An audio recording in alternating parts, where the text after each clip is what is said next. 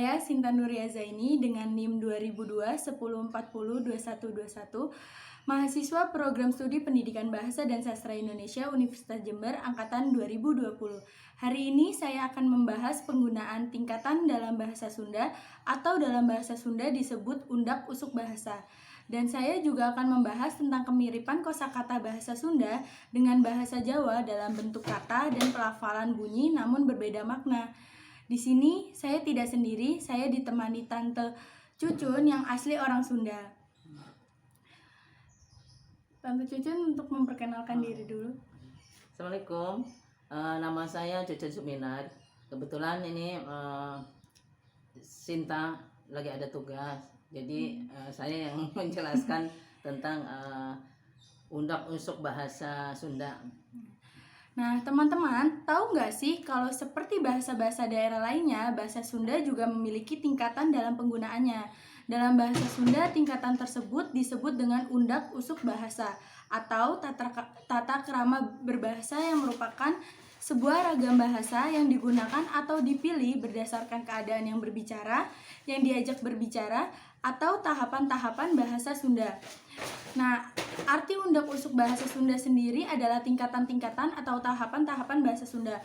Penggunaan undak usuk bahasa berhubungan atau disesuaikan dengan kondisi usia, kedudukan, keilmuan, serta situasi orang yang berbicara, yang diajak bicara, dan yang dibicarakan. Nah, dalam bahasa Sunda sendiri, kalau nggak salah ada 3 tingkatan, benar tidak Tante? Betul, dalam bahasa Sunda ada 3 tingkatan. Bahasa Sunda yang sopan, bahasa Sunda yang lemasnya, maksudnya yang halusnya, terus bahasa Sunda yang kasar yang biasanya digunakan oleh anak-anak muda, mahasiswa atau SMA atau SMP ya. Kebanyakan dia seperti kayak di Jakarta, lu, gua. Kalau di bahasa Sunda itu kan kalau halusnya abdi atau simkuring gitu. Kalau kasarnya maneh, sia. Nah itu gitu. Oh, jadi sama persis seperti bahasa Jawa, bahasa Sunda juga memiliki 3 tingkatan, yaitu sesuai dengan yang orang diajak bicara. Seperti di bahasa Jawa ada kromo inggil, dan ada ngongko. Di bahasa Sunda juga ada, yaitu bahasa sopan, bahasa lemes, dan bahasa kasarnya. Kalau bahasa Sunda sopannya untuk kata saya? Kalau saya itu kalau bahasa halusnya ya sopannya abdi gitu. Berarti kalau saya itu abdi kalau di dalam bahasa Sunda sopan. Kalau bahasa Sunda sedangnya? Ini apa yang sedangnya ya? Kalau bahasa Sunda sedangnya itu kuring atau urang gitu, bisa juga begitu. Kuring atau urang. Iya. Nah, kalau di bahasa kasarnya nih?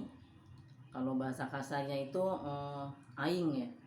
Aing tuh kalau bahasa Jakartanya lu gitu. Oh, aing, iya. Jadi itu yang untuk teman-teman atau untuk yang kayak keakraban gitu, aing. Iya.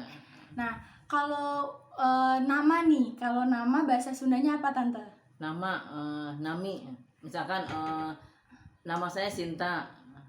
Nami abdi Sinta. Nah, Nami gitu. abdi Sinta. Iya. Kalau di tengahnya yang bahasa sedikit lemas. Sedikit lemesnya nami kuring Sinta atau nami urang teh Sinta. Nah, gitu. Nami uring Sinta Urang. atau urang. Nami urang Sinta. Kalau bahasa Sundanya berarti bisa pakai kuring dan urang. Iya. Kalau bahasa kasarnya aing. Nama Aing Sinta. Nama aing Sinta. Gitu. Nah, itu teman-teman, itu adalah tingkatan bahasa Sunda dalam undak usuk bahasa, yaitu dari kata saya pada bahasa Sunda sopan disebut abdi, dan pada bahasa Sunda lemas atau sedang itu disebut kuring atau urang.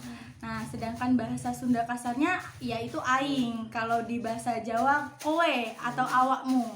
Nah, sekarang ada lagi nggak sih Tante contoh kosakatanya atau kalimatnya? Oh, itu contohnya kamu mau makan apa? Kamu mau makan apa? Ya, bahasa Sundanya anjen bade tuang naon. Nah, gitu. Nah, anjen itu apa? Anjen itu kamu. Oh, anjen itu adalah bahasa Sunda Bahasanya sopan. yang sopan. Nah, bahasa Sunda sopan yaitu anjen adalah kamu dan badenya itu mau.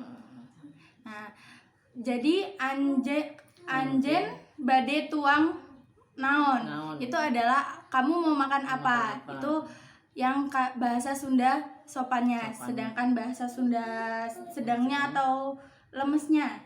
Kalau yang bahasa Sunda lemesnya, maneh bade neda naon. Neda naon. Neda tuh apa tanda? Neda itu makan. Neda itu makan. Iya. Berarti kalau di dalam bahasa Sunda sopan itu tuang, kalau di bahasa sedangnya lemesnya neda. Neda. Oke. Kalau di bahasa kasarnya nih, makan tuh bahasa Sunda kasarnya apa? Itu bahasa Sunda kasarnya kamu mau makan apa, bahasa yang kasarnya ya, bahasa anak gaulnya gitu yang ini. Sia arek dahar naon. Sia arek dahar naon, dahar naon. Oh, berarti dahar. kalau yang aku sering denger nih, dahar ini berarti termasuk kasar ya? Iya. Dan sia itu artinya kasar. Kasar. Oke, baik. Kalau aku beli dalam bahasa Sunda itu apa? Beli ya. Itu yang halusnya ya meser. Bahasa Sundanya meser. Misalkan abdi rek meser buku, saya mau beli buku. Meser buku. Kalau di tengahnya yang untuk lemesnya misalkan contohnya saya mau beli bakso, saya mau meli bakso. Meli bakso itu meli bakso. Gitu. Itu untuk yang sedangnya. Ya, itu untuk yang untuk sedang sama kasar. Kalau untuk beli ya meli kan ya, meli. Kasarnya juga sama. Oh, jadi sama. Jadi nggak ada perbedaan. Jadi sebenarnya kasar dengan sedangnya itu ada sedikit sama. Oke, baik. Nah, itu teman-teman dari penjelasan Tante Cucun mengenai bahasa Sunda dan sedikit contoh dari bahasa Sunda sopan, lemas, dan kasar.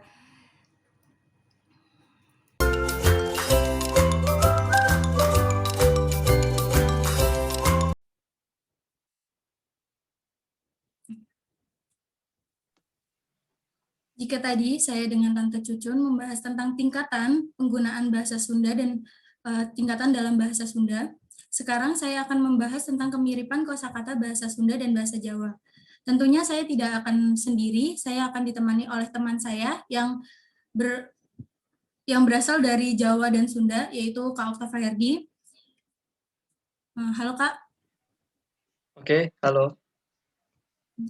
Boleh memperkenalkan diri dulu? Oke, siap. Terima kasih atas waktunya. Perkenalkan, nama saya Okta Fayardi. Saya ada keturunan dari suku Jawa dan suku Sunda. Di sini saya akan memberitahu sedikit apa aja sih kemiripan bahasa Sunda sama dengan bahasa Jawa. Oke. Ya, untuk kemiripannya itu misalnya kayak apa ya Kak? Soalnya yang saya tahu kalau bahasa Sunda dan bahasa Jawa itu ada kata gelis. Gelis itu kan dalam bahasa Jawa dan bahasa Sunda itu ada. Kalau di bahasa Sunda itu kalau nggak salah artinya cantik, dan kalau di bahasa Jawa itu artinya cepat.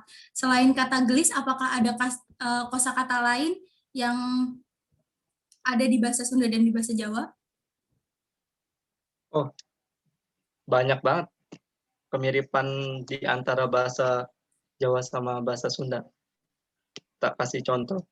Yang pertama itu bahasa Sunda dahar, kemudian sama dengan bahasa Jawa dahar, yang artinya sama-sama artinya makan. Kemudian ada Gusti di bahasa Sunda, kemudian Gusti di bahasa Jawa, yang artinya sama-sama artinya adalah Tuhan. Banyak banget bahasa-bahasa yang mirip antara bahasa Jawa dan bahasa Sunda. Oke, kalau itu kan tadi maknanya sama. Nah, gimana kalau yang maknanya nggak sama, tapi pengucapannya itu sama? Jadi kan kadang-kadang kita suka salah paham nih antara orang Sunda dan orang Jawa kalau lagi bercengkrama.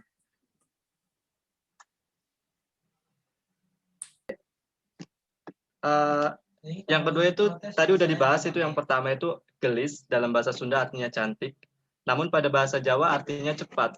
Nah, yang kedua itu ada kata amis. Dalam bahasa Sunda artinya manis, namun pada bahasa Jawa artinya bau, bau anyir. Kemudian yang ketiga itu ada kata urang. Dalam bahasa Sunda itu artinya saya, namun pada bahasa Jawa artinya udang.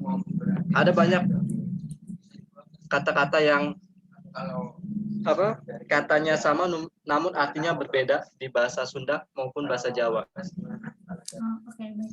Nah, kakak sendiri kan dari Sunda dan Jawa. Kalau misalnya Iya. lagi bercengkrama nih sama saudara atau sama orang tua, itu menggunakan bahasa apa? Dan kalau seandainya menggunakan bahasa Jawa dan bahasa Sunda, apakah pernah terjadi salah persepsi atau miskom antara dua belah pihak bahasa tersebut? Kalau secara jujur pribadi, kalau di keluarga sendiri itu amat sangat jarang ya menggunakan bahasa di kedua suku tersebut, suku Jawa sama suku Sunda. Jadi kalau berbicara hanya menggunakan bahasa Indonesia. Oke, baik. Tapi untuk perbedaan ini, apakah kakak sendiri yang sebagai orang Sunda dan orang Jawa merasa terlalu berat atau terlalu sulit memahami dari kosakata yang mirip tapi berbeda makna itu? Kalau saya pribadi karena dari kedua suku itu, jadi saya tahu kosakatanya di antara keduanya. Tapi kalau misalkan orangnya itu pure orang Sunda, tiba-tiba ngomong sama orang Jawa, nah orang Jawanya itu takutnya itu miskomunikasi, soalnya dia itu pure di antara salah satu suku tersebut. Karena saya ada gabungan dari suku Jawa dengan suku Sunda, jadi nggak begitu sulit untuk memahami satu kata yang sama, namun artinya yang berbeda. Oke, baik. Terima kasih Kak Oktas atas penjelasannya antara kemiripan dan dari bahasa Sunda dan bahasa Jawa. Oke, sama-sama. Terima kasih atas waktunya. Oke, itulah teman-teman kemiripan kosakata dan bahasa Sunda dan bahasa Jawa. Sebenarnya dibilang sulit tidak untuk memahaminya, dan untuk membedakannya juga tidak sulit, tetapi terkadang kemiripan tersebut membuat kesalahpahaman di antara suku Sunda dan suku Jawa bila sedang berhubungan atau bercengkrama bersama. Nah, itu tadi pembahasan dari video yang saya buat bersama Tante Cucun dan bersama Kak Okta Faherdi. Semoga dengan video tersebut dapat membantu untuk memahami bahasa Sunda dari segi penggunaannya terhadap tingkatan-tingkatan dan juga terhadap bahasa yang lainnya, yaitu bahasa Jawa. Sekian dari saya. Wassalamualaikum warahmatullahi wabarakatuh.